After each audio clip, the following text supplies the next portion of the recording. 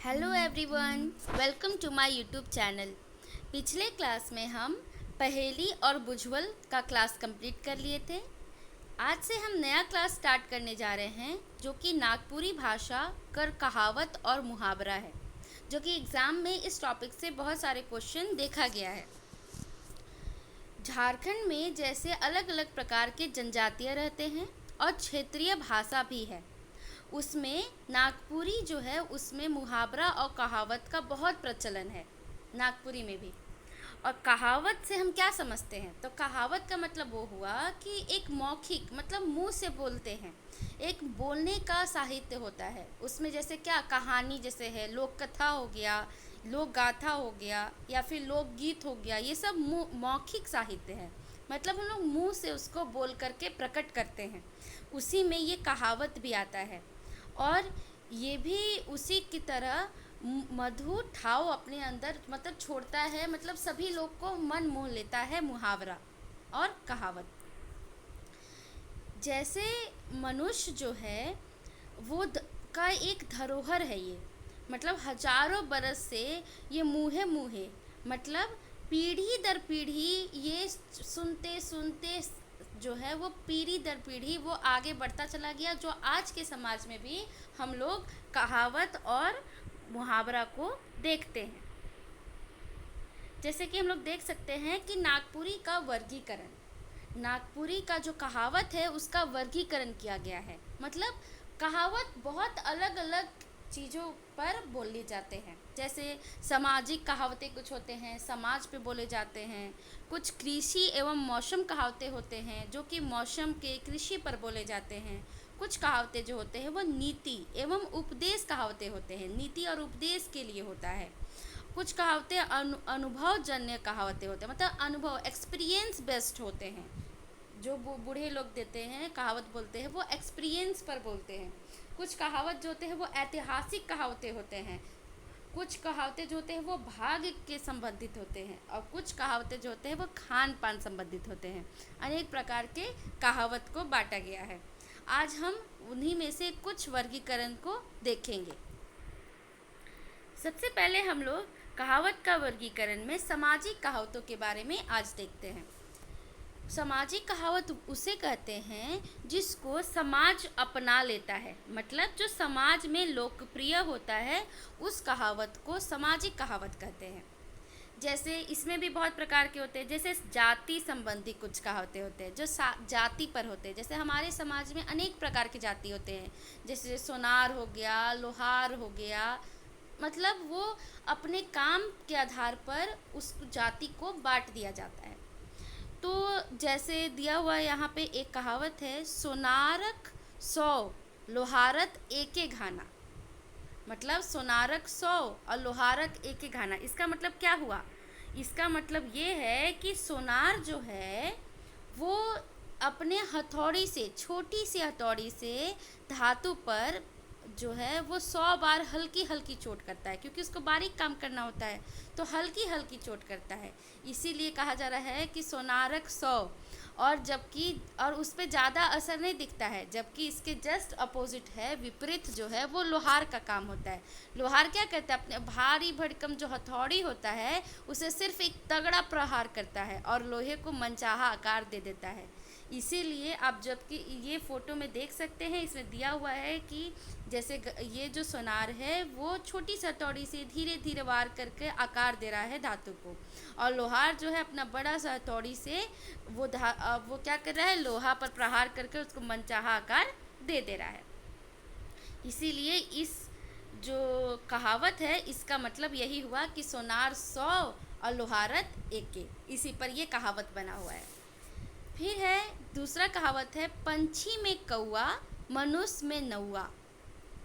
ये क्यों बोला गया है कि पंछी में कौआ को बताया गया है और मनुष्य में नौआ? ये किसको बताया जा रहा है? तो ये बताया जा रहा है कि जो पक्षी जो प्रजाति होते हैं उसमें कौवे को और इंसानों में नाई को सबसे ज़्यादा बुद्धिमान, चतुर और चालाक माना जाता है। इसीलिए पक्षी में कौवा को और व्यक्ति में नौआ को बोला जाता है, क्योंकि ये लोग बहुत बुद्धिमान इन लोग को कहा गया है। फिर अगला कहावत जो है वो नारी संबंधी है, कि नारी जैसे नारी जाति है तो उसके संबंधी किया गया है। कैसे? तो इसमें है जैसे जनी और पानी के एके अंग। इसका मतलब क्या हुआ कि जनी और पानी के एके अंग, मतलब इसका मतलब है कि जो औरतें होती हैं और जो पानी होता है, जैसे हम जानते हैं कि जो पानी होता है उसका एक ठिकाना नहीं होता है, वो अस्थाई नहीं होते हैं, वैसे ही जो नारी होती है उसका स्वभाव भी क्या होता है? चंचल होता है।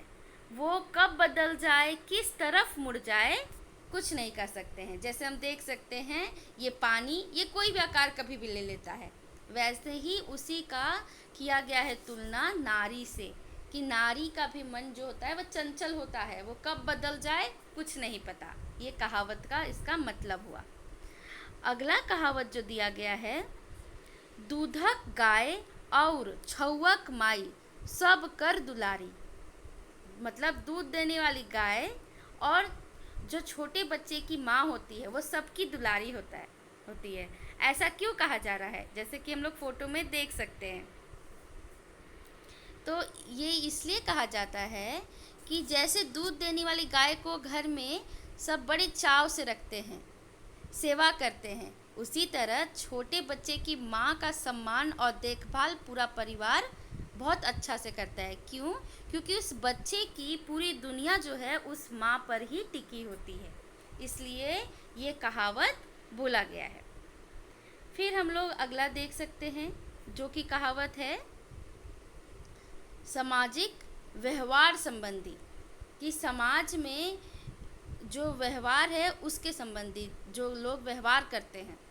जैसे कम नूनू की चाम नूनू, इसका मतलब क्या हुआ? तो इसका मतलब ये हुआ कि काम नूनू की चाम नूनू, इसका मतलब है कि वो इंसान, कोई भी व्यक्ति जो है उसका पहचान, उसकी महत्ता जो है वो काम से होती है, उसके शरीर या बाहरी रंग रूप से नहीं होता है। मतलब काम से पहचान हो रही है, उसके चाम, उसके चमड़ी से नहीं, उसके रंग रूप से, बाहरी रंग रूप से नहीं, यही कहा जा रहा है। फिर है खीस खाए कपार और बुद्धि खाए संसार। बुध खाए संसार, इसका मतलब क्या हुआ? खीस खाए कपार और बुध खाए संसार। तो इसका मतलब ये हुआ कि जब इंसान खीस करता है, मतलब गुस्सा करता है, तो वो क्या करता है? सबसे पहले अपना ही कपार, मतलब सिर को, अपना बुद्धि विवेक को नुकसान पहुंचाता है। गुस्से में जो व्यक्ति होते हैं वो अपना आपा खो देता है और खुद का क्या करता है? अपना हित कर बैठ जाता है। जबकि जो व्यक्ति विपरीत होता है, उसके शांत रहता है, वो क्या करता है? अपने बुद्धि का, विवेक का इस्तेमाल करता है, वो पूरे समाज का भला कर सकता है। इसीलिए ये कहावत बोला जाता है कि खीस खाए कपार, मतलब जो खीस है वो अपना कपार ही खा जाता है, गुस्सा जो होता है अपना कपार को खा जाता है, अपनी बुद्धि को खा जाता है। और बुद्धि जो होता है, जो शांत रहते हैं, वो अपना संसार का भला के लिए प्रयोग करते हैं। फिर अगला है ऐतिहासिक कहावत। कुछ जो कहावतें होते हैं वो ऐतिहासिक होते हैं। नागपुरी में ऐतिहासिक कहावत का बहुत सारा देखा जाता है। जैसे हम देख सकते हैं, उदाहरण दिया हुआ है कि कने राजा भोज और कने गंगू तेली, जिसे बहुत बोला जाता है, ये बहुत प्रचलित है कि कने राजा भोज और कने गंगू तेली, ये कहाँ यूज किया जाता है?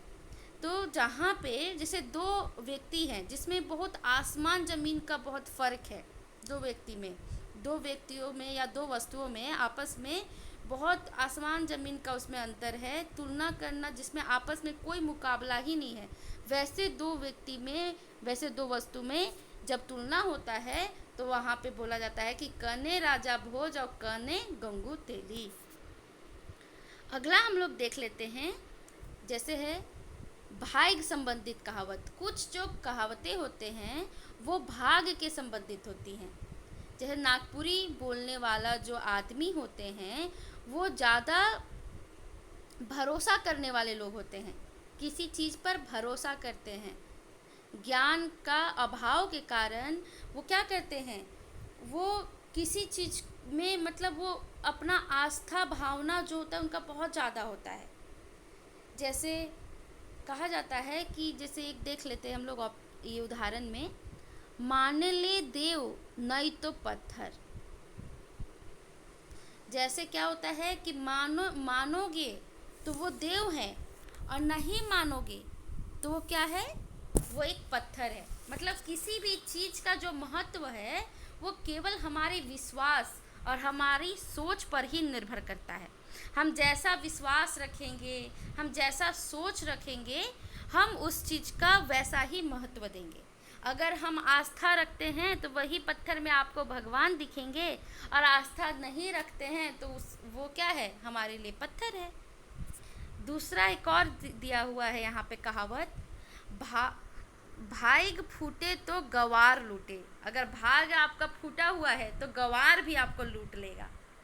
जैसे क्या होता है कि जब किसी घर के अंदर हम लोग देखते हैं कि आपस में फूट होता है, लड़ाई झगड़ा होता है, तो बाहर का कोई भी साधारण या मूर्ख व्यक्ति जो होता है या गवार व्यक्ति हो गया, वो भी आकर के फ़ायदा उठा लेता है।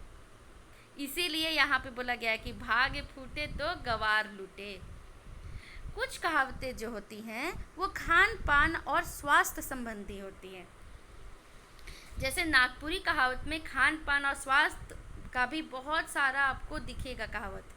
जैसे एक देख लेते हैं उदाहरण में, तो आलक अघन फूलक गाल। मतलब कहा जा रहा है कि जैसी अघन आता है वैसी गाल फूल जाता है।